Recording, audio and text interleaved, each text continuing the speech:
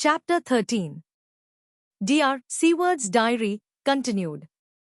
The funeral was arranged for the next succeeding day, so that Lucy and her mother might be buried together. I attended to all the ghastly formalities, and the urbane undertaker proved that his staff were afflicted, or blessed, with something of his own obsequious suavity.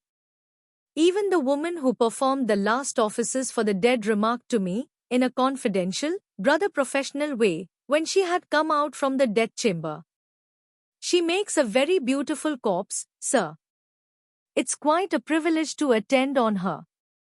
It's not too much to say that she will do credit to our establishment." I noticed that Van Helsing never kept far away. This was possible from the disordered state of things in the household. There were no relatives at hand, and as Arthur had to be back the next day to attend at his father's funeral, we were unable to notify anyone who should have been bidden. Under the circumstances, Van Helsing and I took it upon ourselves to examine papers, etc. He insisted upon looking over Lucy's papers himself. I asked him why, for I feared that he, being a foreigner, might not be quite aware of English legal requirements, and so might in ignorance make some unnecessary trouble. He answered me, I know. You forget that I am a lawyer as well as a doctor. But this is not altogether for the law. You knew that, when you avoided the coroner. I have more than him to avoid. There may be papers more, such as this." As he spoke, he took from his pocketbook the memorandum which had been in Lucy's breast, and which she had torn in her sleep. "When you find anything of the solicitor who is for the late Mrs. Westenra, seal all her papers, and write him tonight. For me, I watch here in the room and in Miss Lucy's old room all night, and I myself search for what may be. It is not well that her very thoughts go into the hands of strangers." I went on with my part of the work, and in another half hour had found the name and address of Mrs. Westenra's solicitor, and had written to him. All the poor lady's papers were in order, explicit directions regarding the place of burial were given. I had hardly sealed the letter, when, to my surprise, Van Helsing walked into the room, saying, "Can I help you, friend John? I am free, and if I may, my service is to you. Have you got what you looked for?" I asked, to which he replied, "I did not look for any specific thing. I only hoped to find, and find I have, all that there was, only some letters and a few memoranda, and a diary new begun. But I have them here, and we shall for the present say nothing of them. I shall see that poor lad tomorrow evening, and, with his sanction, I shall use some." When we had finished the work in hand, he said to me, "And now, friend John, I think we may to bed. We want sleep, both you and I, and rest to recuperate. Tomorrow we shall have much to do, but for the tonight there is no need of us. Alas!"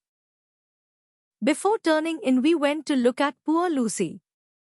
The undertaker had certainly done his work well, for the room was turned into a small chapel ardent. There was a wilderness of beautiful white flowers, and death was made as little repulsive as might be. The end of the winding sheet was laid over the face. When the professor bent over and turned it gently back, we both started at the beauty before us, the tall wax candles showing a sufficient light to note it well. All Lucy's loveliness had come back to her in death, and the hours that had passed, instead of leaving traces of decay's effacing fingers, had but restored the beauty of life, till positively I could not believe my eyes that I was looking at a corpse. The professor looked sternly grave.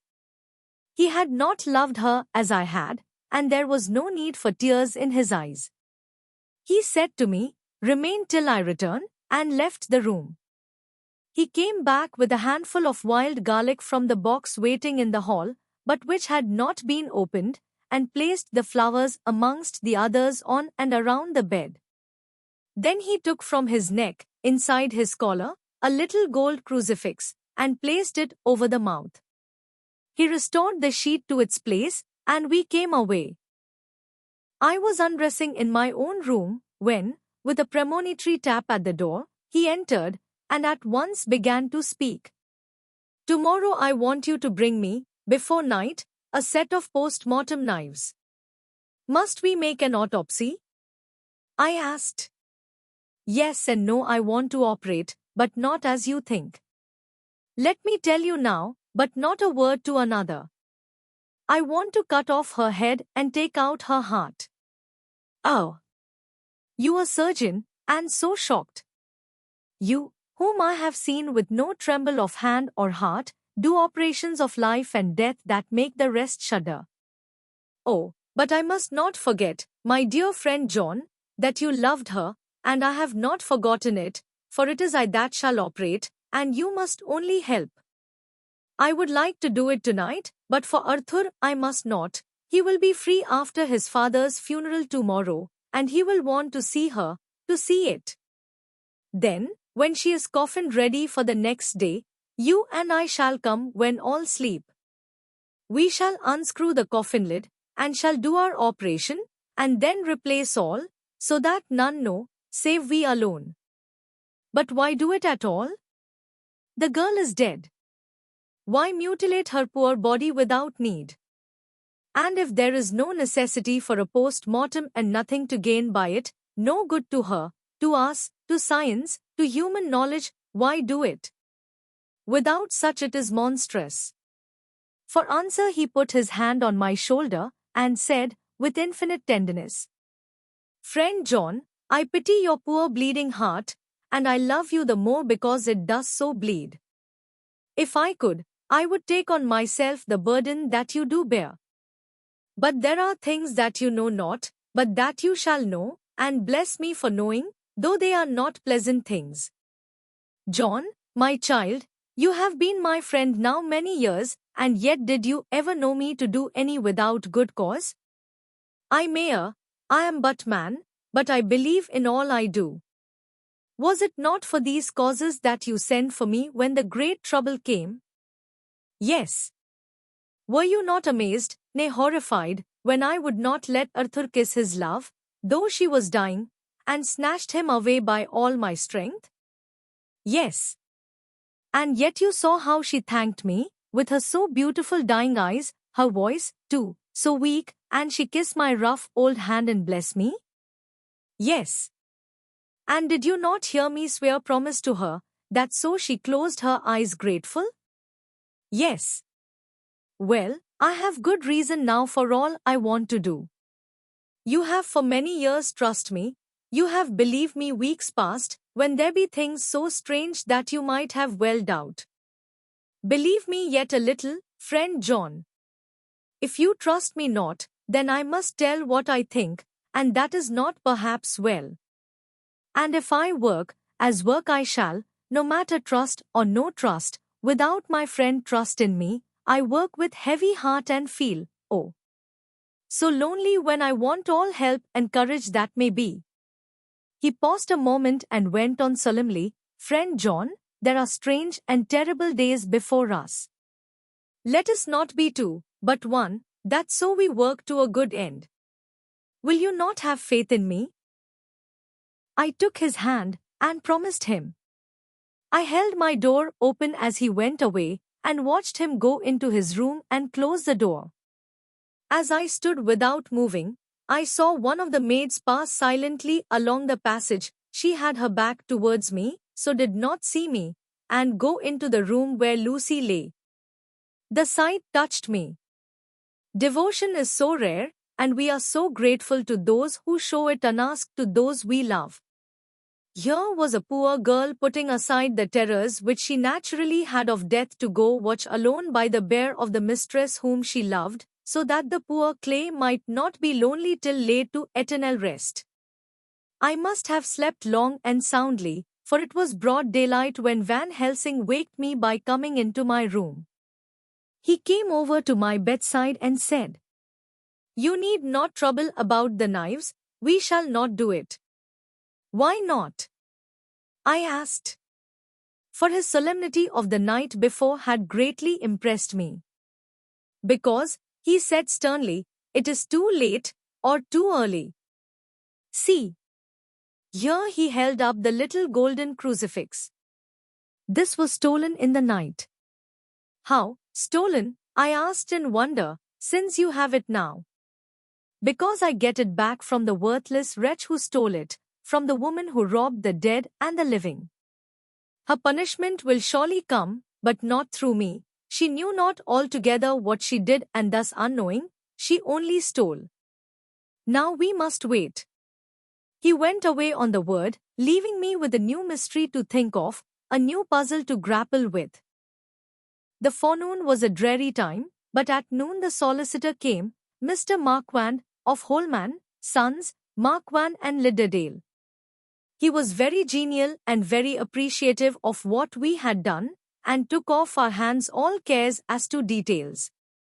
During lunch he told us that Mrs. Westenra had for some time expected sudden death from her heart, and had put her affairs in absolute order. He informed us that, with the exception of a certain entailed property of Lucy's father's which now, in default of direct issue, went back to a distant branch of the family, the whole estate, real and personal, was left absolutely to Arthur Holmwood. When he had told us so much he went on, frankly we did our best to prevent such a testamentary disposition, and pointed out certain contingencies that might leave her daughter either penniless or not so free as she should be to act regarding a matrimonial alliance.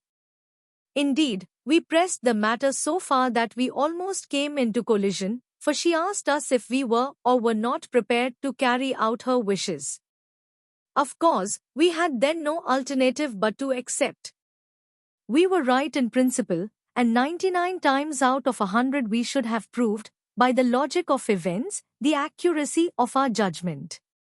Frankly, however, I must admit that in this case any other form of disposition would have rendered impossible the carrying out of her wishes.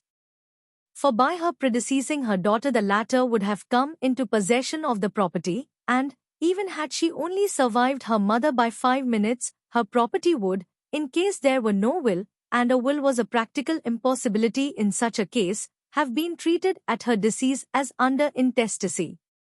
In which case Lord Godalming, though so dear a friend, would have had no claim in the world, and the inheritors, being remote, would not be likely to abandon their just rights for sentimental reasons regarding an entire stranger. I assure you, my dear sirs, I am rejoiced at the result, perfectly rejoiced. He was a good fellow, but his rejoicing at the one little part, in which he was officially interested, of so great a tragedy, was an object lesson in the limitations of sympathetic understanding.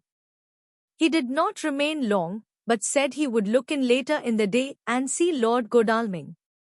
His coming, however, had been a certain comfort to us, since it assured us that we should not have to dread hostile criticism as to any of our acts.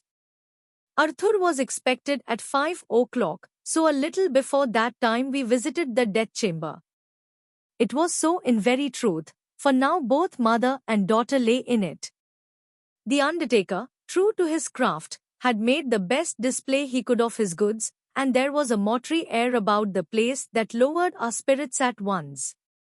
Van Helsing ordered the former arrangement to be adhered to, explaining that, as Lord Godalming was coming very soon, it would be less harrowing to his feelings to see all that was left of his fiancée quite alone. The undertaker seemed shocked at his own stupidity and exerted himself to restore things to the condition in which we left them the night before, so that when Arthur came such shocks to his feelings as we could avoid were saved. Poor fellow! He looked desperately sad and broken, even his stalwart manhood seemed to have shrunk somewhat under the strain of his much-tried emotions. He had, I knew, been very genuinely and devotedly attached to his father, and to lose him, and at such a time, was a bitter blow to him. With me he was warm as ever, and to Van Helsing he was sweetly courteous, but I could not help seeing that there was some constraint with him. The professor noticed it, too, and motioned me to bring him upstairs. I did so, and left him at the door of the room, as I felt he would like to be quite alone with her, but he took my arm and led me in, saying huskily, "You loved her too, old fellow." She told me all about it, and there was no friend had a closer place in her heart than you. I don't know how to thank you for all you have done for her. I can't think yet. Here he suddenly broke down and threw his arms round my shoulders and laid his head on my breast, crying, "Oh, Jack! Jack! What shall I do? The whole of life seems gone from me all at once, and there is nothing in the wide world for me to live for." I comforted him as well as I could. In such cases, men do not need much expression. A grip of the hand, the tightening of an arm over the shoulder, a sob in unison, are expressions of sympathy dear to a man's heart. I stood still and silent till his sobs died away, and then I said softly to him, "Come and look at her." Together we moved over to the bed, and I lifted the lawn from her face. God! How beautiful she was!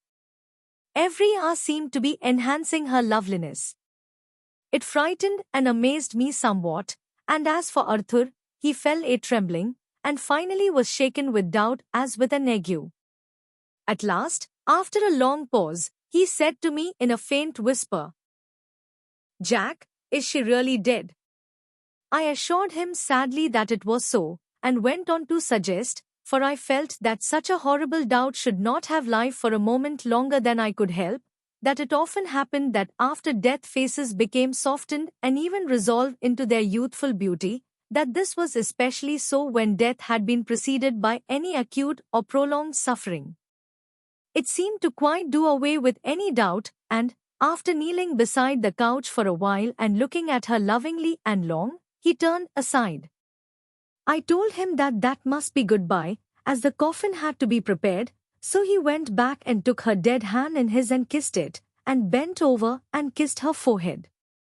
He came away, fondly looking back over his shoulder at her as he came. I left him in the drawing room, and told Van Helsing that he had said goodbye, so the latter went to the kitchen to tell the undertaker's men to proceed with the preparations and to screw up the coffin.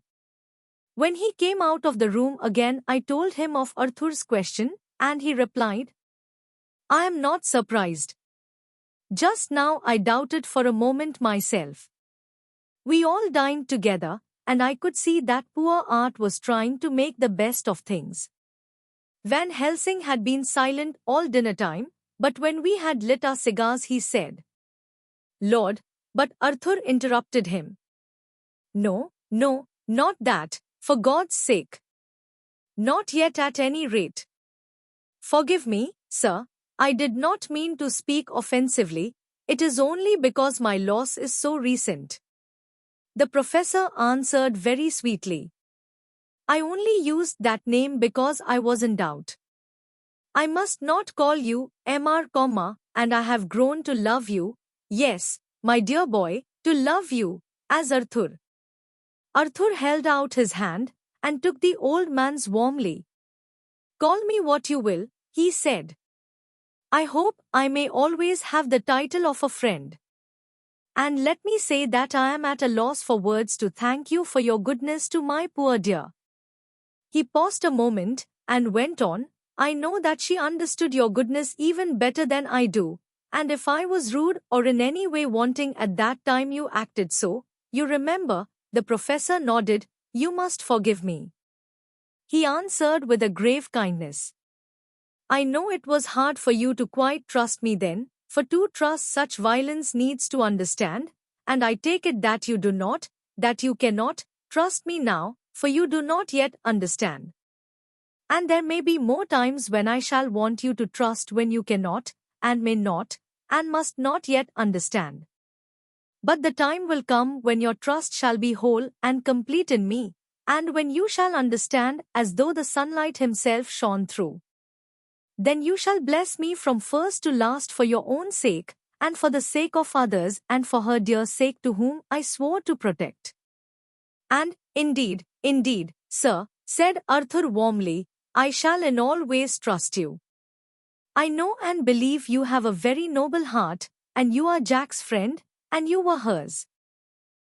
You shall do what you like. The professor cleared his throat a couple of times, as though about to speak, and finally said, May I ask you something now? Certainly.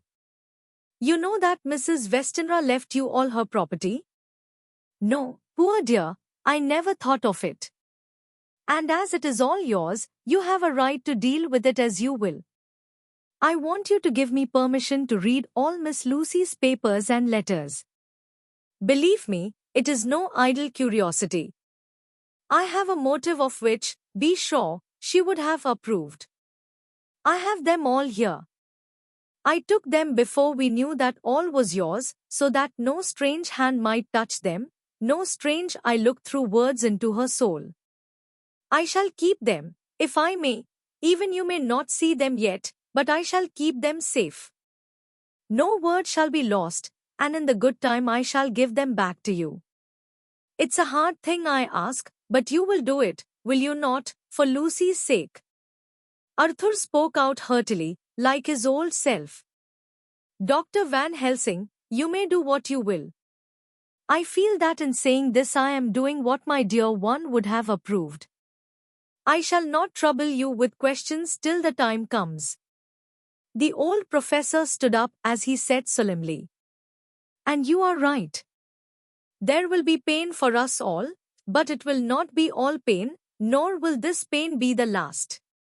We and you too, you most of all, my dear boy, will have to pass through the bitter water before we reach the sweet. But we must be brave of heart and unselfish, and do our duty, and all will be well. I slept on a sofa in Arthur's room that night. Van Helsing did not go to bed at all. He went to and fro, as if patrolling the house, and was never out of sight of the room where Lucy lay in her coffin, strewn with the wild garlic flowers, which sent, through the odor of lily and rose, a heavy, overpowering smell into the night. Meena Harker's Journal. 22nd September. In the train to Exeter.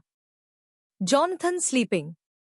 It seems only yesterday that the last entry was made, and yet how much between then, in Whitby and all the world before me, Jonathan away and no news of him, and now, married to Jonathan, Jonathan a solicitor, a partner, rich, master of his business, Mr. Hawkins dead and buried, and Jonathan with another attack that may harm him. Some day he may ask me about it. Down it all goes. I am rusty in my shorthand, see what unexpected prosperity does for us, so it may be as well to freshen it up again with an exercise anyhow. The service was very simple and very solemn. There were only ourselves and the servants there, one or two old friends of his from Exeter, his London agent, and a gentleman representing Sir John Paxton, the president of the Incorporated Law Society. Jonathan and I stood hand in hand, and we felt that our best and dearest friend was gone from us. We came back to town quietly, taking a bus to Hyde Park Corner. Jonathan thought it would interest me to go into the Row for a while, so we sat down, but there were very few people there, and it was sad-looking and desolate to see so many empty chairs. It made us think of the empty chair at home, so we got up and walked down Piccadilly. Jonathan was holding me by the arm, the way he used to in old days before I went to school. I felt it very improper, for you can't go on for some years teaching etiquette and decorum to other girls without the pedantry of it biting into yourself a bit, but it was Jonathan, and he was my husband, and we didn't know anybody who saw us, and we didn't care if they did, so on we walked. I was looking at a very beautiful girl, in a big cartwheel hat, sitting in a Victoria outside Giuliano's, when I felt Jonathan clutch my arm so tight that he hurt me, and he said under his breath, "My God." I am always anxious about Jonathan, for I fear that some nervous fit may upset him again, so I turned to him quickly, and asked him what it was that disturbed him. He was very pale, and his eyes seemed bulging out as, half in terror and half in amazement, he gazed at a tall, thin man, with a beaky nose and black mustache and pointed beard, who was also observing the pretty girl. He was looking at her so hard that he did not see either of us, and so I had a good view of him. His face was not a good face, it was hard, and cruel, and sensual, and his big white teeth, that looked all the whiter because his lips were so red, were pointed like an animal's. Jonathan kept staring at him, till I was afraid he would notice. I feared he might take it ill, he looked so fierce and nasty. I asked Jonathan why he was disturbed, and he answered, evidently thinking that I knew as much about it as he did, "Do you see who it is?" "No, dear," I said, "I don't know him, who is it?" His answer seemed to shock and thrill me, for it was said as if he did not know that it was to me, Mina, to whom he was speaking. "It is the man himself." The poor dear was evidently terrified at something, very greatly terrified. I do believe that if he had not had me to lean on and to support him, he would have sunk down. He kept staring. A man came out of the shop with a small parcel and gave it to the lady, who then drove off. The dark man kept his eyes fixed on her, and when the carriage moved up Piccadilly, he followed in the same direction and hailed a hansom. Jonathan kept looking after him and said, as if to himself, "I believe it is the Count, but he has grown young. My God, if this be so. Oh, my God! My God! If I only knew! If I only knew!" He was distressing himself so much that I feared to keep his mind on the subject by asking him any questions, so I remained silent. I drew him away quietly, and he, holding my arm, came easily. We walked a little further, and then went in and sat for a while in the Green Park. It was a hot day for autumn, and there was a comfortable seat in a shady place. After a few minutes staring at nothing, Jonathan's eyes closed, and he went quietly into a sleep, with his head on my shoulder. I thought it was the best thing for him, so did not disturb him. In about 20 minutes he woke up, and said to me quite cheerfully, "Why, Mina, have I been asleep? Oh, do forgive me for being so rude. Come, and we'll have a cup of tea somewhere." He had evidently forgotten all about the dark stranger, as in his illness he had forgotten all that this episode had reminded him of. I don't like this lapsing into forgetfulness. It may make or continue some injury to the brain. I must not ask him, for fear I shall do more harm than good, but I must somehow learn the facts of his journey abroad. The time is come, I fear, when I must open that parcel and know what is written. Oh, Jonathan, you will, I know, forgive me if I do wrong, but it is for your own dear sake. Later. A sad homecoming in every way, the house empty of the dear soul who was so good to us, Jonathan still pale and dizzy under a slight relapse of his malady, and now a telegram from Van Helsing, whoever he may be. "You will be grieved to hear that Mrs. Westenra died 5 days ago, and that Lucy died the day before yesterday. They were both buried today." Oh, what a wealth of sorrow in a few words. Poor Mrs. Westenra. Poor Lucy.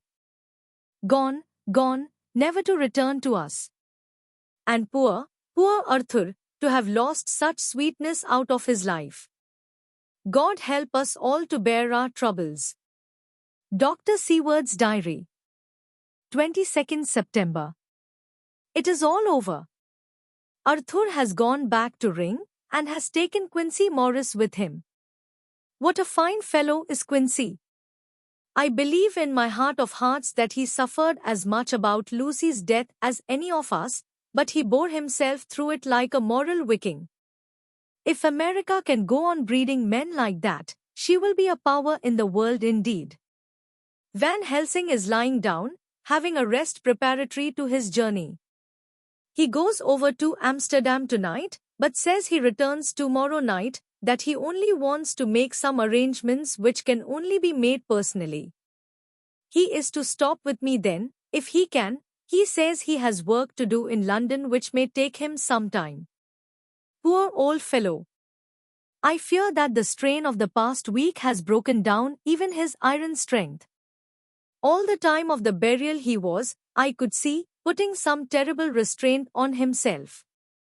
When it was all over, we were standing beside Arthur, who, poor fellow, was speaking of his part in the operation where his blood had been transfused to his Lucy's veins. I could see Van Helsing's face grow white and purple by turns. Arthur was saying that he felt since then as if they two had been really married and that she was his wife in the sight of God. None of us said a word of the other operations, and none of us ever shall. Arthur and Quincy went away together to the station, and Van Helsing and I came on here. The moment we were alone in the carriage he gave way to a regular fit of hysterics. He has denied to me since that it was hysterics, and insisted that it was only his sense of humor asserting itself under very terrible conditions. He laughed till he cried, and I had to draw down the blinds lest any one should see us and misjudge, and then he cried till he laughed again, and laughed and cried together, just as a woman does. I tried to be stern with him, as one is to a woman under the circumstances, but it had no effect. Men and women are so different in manifestations of nervous strength or weakness. Then when his face grew grave and stern again, I asked him why his mirth, and why at such a time. His reply was in a way characteristic of him, for it was logical and forceful and mysterious.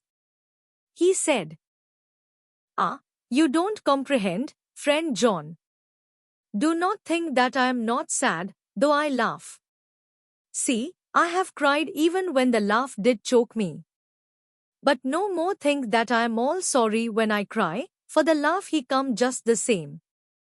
Keep it always with you that laughter who knock at your door and say, 'May I come in?' is not the true laughter. No. He is a king, and he come when and how he like. He ask no person, he choose no time of suitability. He say, 'I am here. Behold, in example, I grieve my heart out for that so sweet young girl, I give my blood for her, though I am old and worn, I give my time, my skill, my sleep, I let my other sufferers want that so she may have all. And yet I can laugh at her very grave, laugh when the clay from the spade of the sexton drop upon her coffin and say, thud, thud, to my heart, till it send back the blood from my cheek. My heart bleed for that poor boy, that dear boy, so of the age of mine own boy had I been so blessed that he live, and with his hair and eyes the same. There, you know now why I love him so. And yet when he say things that touch my husband heart to the quick, and make my father heart yearn to him as to no other man, not even to you, friend John, for we are more level in experiences than father and son, yet even at such moment king laugh he come to me and shout and bellow in my ear, here I am, till the blood come dance back and bring some of the sunshine that he carry with him to my cheek. Oh, friend John, it is a strange world, a sad world, a world full of miseries, and woes, and troubles, and yet when king laugh come he make them all dance to the tune he play. Bleeding hearts, and dry bones of the churchyard, and tears that burn as they fall, all dance together to the music that he make with that smiley mouth of him.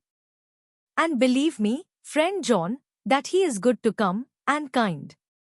Ah, we men and women are like ropes drawn tight with strain that pull us different ways. Then tears come, and, like the rain on the ropes, they brace us up, until perhaps the strain become too great, and we break. But king laugh he come like the sunshine, and he ease off the strain again, and we bear to go on with our labor, what it may be. I did not like to wound him by pretending not to see his idea, but, as I did not yet understand the cause of his laughter, I asked him. As he answered me his face grew stern, and he said in quite a different tone, "Oh, it was the grim irony of it all, this so lovely lady garlanded with flowers, that looked so fair as life, till one by one we wondered if she were truly dead, she laid in that so fine marble house in that lonely churchyard, where rest so many of her kin, laid there with the mother who loved her, and whom she loved, and that sacred bell going, toll, toll, toll, so sad and slow, and those holy men, with the white garments of the angel, pretending to read books, and yet all the time their eyes never on the page, and all of us with the bowed head. And all for what? She is dead, so. Is it not? Well, for the life of me, Professor, I said, I can't see anything to laugh at in all that. Why, your explanation makes it a harder puzzle than before. But even if the burial service was comic, what about poor Art and his trouble? Why, his heart was simply breaking. Just so. Said he not that the transfusion of his blood to her veins had made her truly his bride? Yes, and it was a sweet and comforting idea for him. Quite so. But there was a difficulty, friend John. If so that, then what about the others? Ho, ho.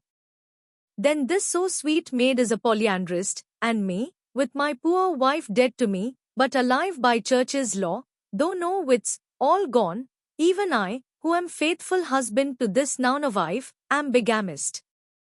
I don't see where the joke comes in there either. I said, and I did not feel particularly pleased with him for saying such things. He laid his hand on my arm, and said, Friend John, forgive me if I pain. I showed not my feeling to others when it would wound, but only to you, my old friend, whom I can trust. If you could have looked into my very heart then when I want to laugh, if you could have done so when the laugh arrived, if you could do so now, when King Laugh have pack up his crown, and all that is to him, for he go far, far away from me, and for a long, long time, maybe you would perhaps pity me the most of all. I was touched by the tenderness of his tone, and asked why. Because I know. And now we are all scattered, and for many a long day loneliness will sit over our roofs with brooding wings. Lucy lies in the tomb of her kin, a lordly death house in a lonely churchyard, away from teeming London, where the air is fresh, and the sun rises over Hampstead Hill, and where wild flowers grow of their own accord. So I can finish this diary, and God only knows if I shall ever begin another. If I do, or if I even open this again, it will be to deal with different people and different themes, for here at the end, where the romance of my life is told, array I go back to take up the thread of my life work, I say sadly and without hope. Finis. The Westminster Gazette, 25th September. A Hampstead Mystery. The neighborhood of Hampstead is just at present exercised with a series of events which seem to run on lines parallel to those of what was known to the writers of headlines as the Kensington Horror, or the Stabbing Woman, or the Woman in Black. During the past 2 or 3 days, several cases have occurred of young children straying from home or neglecting to return from their playing on the heath. In all these cases, the children were too young to give any properly intelligible account of themselves, but the consensus of their excuses is that they had been with a bloofer lady. It has always been late in the evening when they have been missed, and on 2 occasions the children have not been found until early in the following morning. It is generally supposed in the neighborhood that, as the first child missed gave as his reason for being away that a bloofer lady had asked him to come for a walk, the others had picked up the phrase and used it as occasion served. This is the more natural as the favorite game of the little ones at present is luring each other away by wiles. A correspondent writes us that to see some of the tiny tots pretending to be the bloofer lady is supremely funny. Some of our caricaturists might, he says, take a lesson in the irony of grotesque by comparing the reality and the picture. It is only in accordance with general principles of human nature that the bloofer lady should be the popular role at these al fresco performances. Our correspondent naively says that even Ellen Terry could not be so winningly attractive as some of these grubby-faced little children pretend, and even imagine themselves to be. There is, however, possibly a serious side to the question. For some of the children, indeed all who have been missed at night, have been slightly torn or wounded in the throat. The wounds seem such as might be made by a rat or a small dog, and although of not much importance individually, would tend to show that whatever animal inflicts them has a system or method of its own. The police of the division have been instructed to keep a sharp lookout for straying children, especially when very young, in and around Hampstead Heath, and for any stray dog which may be about. The Westminster Gazette, 25th September. Extra Special. The Hampstead Horror. Another child injured. The Bloofer Lady. We have just received intelligence that another child, missed last night, was only discovered late in the morning under a furze bush at the Shooters Hill side of Hampstead Heath, which is, perhaps, less frequented than the other parts. It has the same tiny wound in the throat as has been noticed in other cases. It was terribly weak, and looked quite emaciated. It too, when partially restored, had the common story to tell of being lured away by the Bloofer Lady.